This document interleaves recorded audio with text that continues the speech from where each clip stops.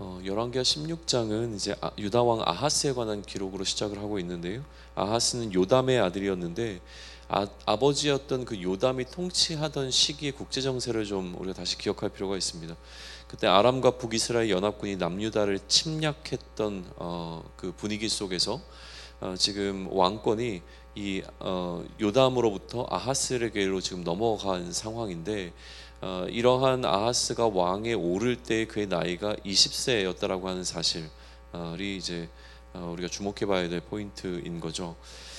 그리고 난 다음에 이제 아하스에 관한 좀 평가는 안타깝습니다. 조상 다윗과 같지 아니하고 하나님 앞에 정직하게 행하지도 않았고 이스라엘 여러 왕의 길로 행하였고 또 이방 사람들의 가증한 일을 따라 자기 아들을 불가운데로 지나가게 했다라고 하는데, 이 아들을 이제 제물로 불태워 죽였다라고 하는 것으로 이제 이해가 되어지는 부분이죠. 또 산당들과 작은 산 위와 푸른 나무 아래에서 제사를 드리고 분향했다라고 하는 것은 곳곳에서 여러 가지 방식으로 여러 신들을 섬겼다라고 하는 사실들을 이렇게 좀 보여주고 있는 부분인데요. 우리가 이따가 다시 한번 살펴보겠지만 아하스는 왜 이러한 방식을 취했는가라고 하는 것에 우리는 여러 가지 측면에서 좀 질문을 던져볼 필요가 있습니다. 다시 이제 이야기는 앞서 얘기했던 것과 마찬가지로 그 요담의 시기부터 이어져 왔던 국제 정세에 관해서 다시 이야기를 해주죠. 아람과 북이스라엘이 동맹을 맺고 남유다를 침공했는데 아하스가 좀 견디어내긴 했던 것 같습니다. 그래서 아하스를 능히 이기지는 못했던 상황이었는데, 하지만 그렇다고 해서 지금 아하스가 이 아람과 북이스라엘 동맹국을 완전히 제압했던 것은 아닌 것으로 보입니다. 견뎌내고는 있었습니다. 예루살렘 성을 지켜내고는 있었는데, 그럼에도 불구하고 이 엘랏이라고 하는 지역이 이제 유다로부터 아람에게로 좀 빼앗기게 되어지는 상황이 펼쳐지게 되는 것이죠. 이 엘랏이라고 하는 지역은 그 아하스의 전전 왕이었던 아사랴가 14장 22절에서 그 세운, 그러니까 회복한 곳이었는데 얼마 지나지 않아서 다시 지금 빼앗기게 된 상황이 온 거예요. 자신들이 차지하고 있던 땅이 지금 점점 아람의 손으로 넘어가게 되어지는 상황이 오게 되어지자 예루살렘 성은 지키고는 있었지만 아하스는 좀 불안하게 여기는 것이 당연했던 것 같고요. 그러한 아하스가 도움을 요청하는데 그 도움을 요청하는 것이 이 아람과 북이스라엘에게 적대적이었던 아수르에게 도움을 요청하게 되어지죠. 이를 위해서 아하스는 단순히 그냥 도움을 요청하는 것이 아니라 성전과 왕궁 곳간에 있는 이 보석들, 그러니까 은과 금을 아수르 왕에게 예물로 보내면서 도움을 청하게 되어집니다. 아수르 왕이 유다 왕 아하스의 청을 듣고서 이제 올라와서 다메섹을 쳐서 점령하고 백성들을 사로잡아가고 아람 왕 르신을 죽이게 되어지는 어떤 전쟁의 승리를 가져오게 되어지죠. 아수르 왕이 다메섹을 점령했다라고 하는 이야기를 듣자 유다 왕 아하스가 이 아수르를 만나기 위해서 다메섹으로 갑니다. 그리고 이 다메섹에서 아수르 왕을 만나서 어떠한 일이 있었는가라고 하는 것을 기록하기보다 그곳에 있는 제단을 보게 되고 또 제단의 구조와 제단의 제도의 어떤 양식을 그려서 제사장 우리야에게 속히 이렇게 보내게 되어지는 장면을 이 열왕기 기자는 주목하고 있습니다. 다메섹으로 갔다가 그곳에 있는 이 아수르 왕의 어떤 제단과 그 어떤 제사의 방식 같은 것들을 전부 다 이제 기록해서 제사장 우리야에게 보낸 것이죠. 그러자 아하스가 다메섹에서 돌아오기 이전에 제사장 우리야는 이 왕이 보내줬던 그림대로 제단을 만들어 놓습니다. 아하스가 돌아와 보니까 이제 완성된 제단이 있었고 그 제단 위에서 제사를 드리게 되어지죠. 심지어 성전에 있던 놋제단을 이곳으로 지금 옮겨오게 되어지는데요. 그리고 이제 아하스는 제사장에게 무슨 얘기를 하냐면 이 새 제단에서 모든 제사를 드리고 지금 이제까지 사용했던 놋제단은 자신이 하나님께 여쭐 일이 있을 때만 사용하라라고 하는 명령을 내리게 되어집니다. 아울러서 성전에 몇 가지 변화를 주게 되어줍니다. 여러 가지 이제 변화들에 관한 이야기들이 등장하는데 정확하게 왜 이런 변화를 좀 시도했는가라고 하는 것은 설명이 좀 되지는 않습니다.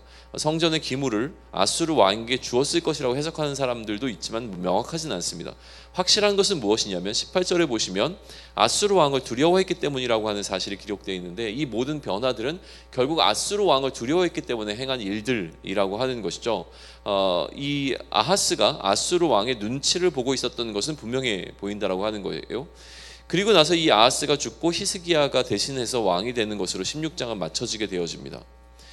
우리가 16장을 묵상하면서 아하스에게 우리는 몇 가지 질문을 좀 던져볼 필요가 있습니다. 첫 번째는 무엇이냐면, 아하스는 왜 그가 왕에 등극하자마자 북이스라엘 왕들의 행위를 따르고 또 이방 신들을 섬겼는가라고 하는 질문을 던져볼 필요가 있죠. 여기에 아까 우리가 얘기했던 국제정세라고 하는 상황 속에서 좀 아하스를 이해해 보려고 하는 노력은 필요한 것 같습니다. 그가 아버지로부터 나라를 물려받은 그 시기에 이미 아람과 북이스라엘은 계속해서 이 유다를 위협하고 있었던 상황이었죠. 그러니까 어떤 전쟁이 일어나거나 전쟁이 임박한 상황이거나 아니면 계속 전쟁 중에 있었던 그런 상황 가운데서 이 나라를 물려받았던 아하스는 나이가 20살이었습니다. 그러니까 어떻게든지 나라를 지키고 보호하려고 했던 그의 절박함은 이런 어떤 다신론적인 신앙의 형태를 갖게 되었을 것이고요. 그 절박함 때문에 어떻게든지 이 나라를 지키기 위해서 그가 했던 어떻게 보면 최선은 아니지만 최대한의 노력이라고 하는 것은 무엇이냐면, 그의 아들을, 심지어 그의 아들을 신을 위한 제물로 내어드릴 정도로 절박했다는 거예요. 그렇게라도 하면 신이 도와줘서, 신이 도움을 주어서 이 나라를 지켜주지 않을까라고 하는 어떤 그러한 마음 가운데 이러한 형태를 보이게 되는 것이 아하스가 행한 행위라는 거예요. 그러니까 아하스가 왜 이렇게 이방신들을 섬겼어? 아하스는 왜 이랬던 거라고 생각하는 것이 아니라, 아하스 입장에서 보게 되어지면 너무나 절박했기에 어떻게든지 이 상황을 뚫고 나가기 위해서 그가 할 수 있었던 최선의 선택은 아마 그러한 방식들이었다는 거예요. 그게 그의 눈에 보기에는 좋아 보였고 그렇게 하는 것이 맞다라고 하는 어떤 판단이 있었겠죠. 두 번째로 우리가 아하스를 향해서 던져야 되는 질문은 무엇이냐면, 그가 아수르의 왕을 만나고 난 다음에 왜 제단을 새로 만들었고 제사의 방식들을 변경하기 시작했느냐라고 하는 부분이죠. 기본적으로 이 아하스는 아람과 북이스라엘로부터 위협을 받을 때 아수르와 동맹을 맺기로 결정을 하면서 아수르에게 가서 굉장히 낮은 자세를 취합니다. 그러니까 자신들이 봉신이 될 것이라고 하는 것을 이야기하면서 아들 국가로 삼아달라고 하는 이야기를 지금 하고 있는 장면을 우리는 보게 되었던 거죠. 그러니까 그 상황 가운데서 아하스의 결정은 무엇이냐면, 아람과 북이스라엘의 위협 속에서 어떻게든지 나라를 구하고 살아남기 위한 방식으로 아수르에게는 얼마든지 그들은 굽히고 들어갈 수 있었다라고 하는 사실인 거죠. 그러니까 이 제단과 제사의 방식의 변경이라고 하는 것은 기본적으로는 주군의 나라인 아수르에 대한 예의라고 생각하시면 될 것 같아요. 우리는 역사적 경험이기 때문에 이런 부분을 쉽게 좀 이해할 수 있는데요. 우리가 중국이라고 하는 나라의 어떤 봉신의 나라로 있었을 때 이 황제가 요구하는 것들을 어떻게 따랐는가라고 하는 것들을 생각해 보게 된다면, 원래 갖고 있었던 어떤 개념들이 있지만 이것들을 그 황제의 심기를 건드리지 않기 위하여 얼마든지 변경할 수 있는 상황을 우리가 생각을 해본다면, 아마도 지금 이러한 제사의 제단을 새로 쌓고 제사의 방식을 변경하는 것에 있어서는 일정 부분 주군의 나라에 있던 아수르의 요구가 있지 않았겠는가, 혹은 아수르가 그것에 대해서 변경해야 한다라고 하는 눈치를 주지 않았겠는가라고 하는 부분을 우리는 추측해 볼 수 있고요. 혹은 이제 이것이 너무나 추측에 근거한 해석이라고 한다면 조금 더 우리는 근거를 좀 찾아볼 필요가 있는데, 그 근거를 15절에서 어느 정도 찾아볼 수 있지 않을까라는 생각을 하게 되어져요. 15절을 보시게 되면 새로 세워진 이 제단을 아하스가 뭐라고 얘기하냐면 큰 제단이라고 이야기를 합니다. 그러니까 제단의 사이즈 자체가 이전에 예루살렘 성전에 있었던 제단의 사이즈보다는 훨씬 더 큰 제단이었던 것은 분명히 보여요. 그러니까 이 크다라고 하는 개념 속에서 우리는 어떤 또 해석을 해볼 수 있냐면, 이 아하스가 새로운 제단을 선택한 이유는 무엇이냐면 그 제단이 더 컸기 때문이라고 하는 것이죠. 큰 제단에서 드려진 제사를 통하여서 아수르는 강대국이 되었습니다. 그런 개념 속에서 보게 되어지면 우리나라에도 시급하게 그것이 하나님을 위한 제사이든 아니면 다른 이방신을 위한 제사이든지 간에 더 큰 제단을 통해서 더 큰 사이즈로 더 큰 규모의 제사를 드려야, 그래야 신을 더 만족시키고 우리에게도 아수르에게 주어진 축복이 주어지지 않겠는가라고 하는 생각을 했을 가능성이 굉장히 높다는 것이죠. 그리고 이전에 사용했던 그 작은 제단은 결국 자신의 사적인 용도로만 사용하기는 형태로 변질시켜 버린다는 거예요. 내가 하나님께 물을 것이 있을 때만 이 제단을 사용하고, 기본적으로 모든 제단은 이 큰 제사는 이 큰 제단에서 사용해라 라는 방식으로 지금 이야기하고 있다라고 하는 것이죠. 이렇게 얘기하는 것이 맞을까요? 강대국이 하는 것이 좋아 보인다라고 하는 겁니다. 강한 나라가 하는 것이 옳다라고 하는 그 개념이 지금 이 아하스 왕에게는 들어와 있는 거죠. 그 개념을 좀 우리는 좀 살펴보게 되어진다면 이 아하스를 통해서 우리가 묵상하게 되는 것은 이것입니다. 우리가 놓여 있는 현실과 상황이 우리의 신앙에 영향을 미치게 되는데 이 영향을 받을 때 우리는 어떤 긍정적인 영향을 받고 있느냐 아니면 어떠한 영향을 받고 있느냐에 대해서 한 번쯤 돌아보며 생각해 볼 수 있는 시간을 갖는 것은 유익할 것으로 여겨집니다. 우리는 믿음으로 살아가는 자들이죠. 우리는 하나님의 약속을 믿는 믿음으로 살아갑니다. 그러나 그 믿음이